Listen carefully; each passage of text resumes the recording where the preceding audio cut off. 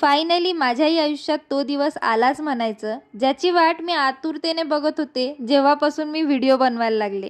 नमस्कार मंडळी, माझं नाव पल्लवी. सुरुवात करते. कालच्या व्हिडिओत तुम्ही पाहिलं होतं ना, बॅग वगैरे भरून आम्ही सगळे रेडी होतो. आता निघालोय कुठे ते सांगते. मंडळी, आम्ही शेगावला येतोय गजानन महाराजांच्या दर्शनासाठी.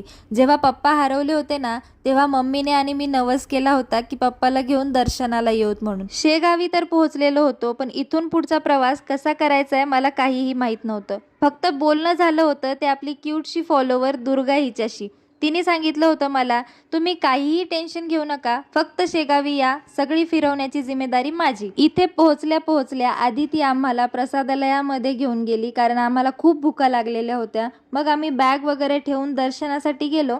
तसा प्लॅन दुसऱ्या दिवशी दर्शन घेण्याचाच आहे बरं का, पण तरीही म्हटलं आपलं दर्शन होतंय मोकळं तर घेऊन घेऊया. इथे या दोघी जणी फेऱ्या मारत होत्या आणि पाठीमागून पप्पा एकटेच फेऱ्या मारत होते मंदिराला. ते 5 प्रदक्षिणा घालतात नाही का. माझं त्यांच्याकडे लक्ष, तेवढ्यात डोक्यावरचं छप्परच गायब झालं. म्हटलं पल्लवी जाते तिथे काहीतरी गडबड होते की काय.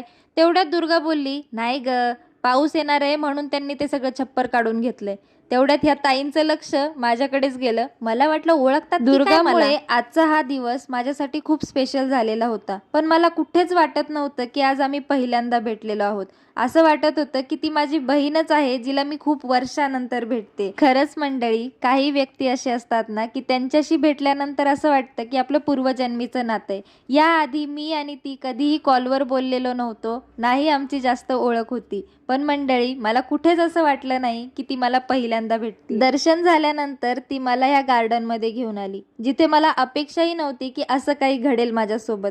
मंडळी, फायनली आज आपल्याला आपले फॉलोअर्स भेटलेले होते, म्हणजे आपली इन्स्टा फॅमिलीचा एक हिस्सा. मला खरंच माहिती नव्हतं की शेगावकरांकडून मला इतकं प्रेम मिळेल. शेगावमध्ये गेल्या गेल्या मला एवढे सारे फॅन्स मिळालेत ना, गजानन महाराजांचीच कृपा म्हणावी लागेल. शेगावकरांनो, खूप प्रेम दिलत, मनापासून आभार तुमचे.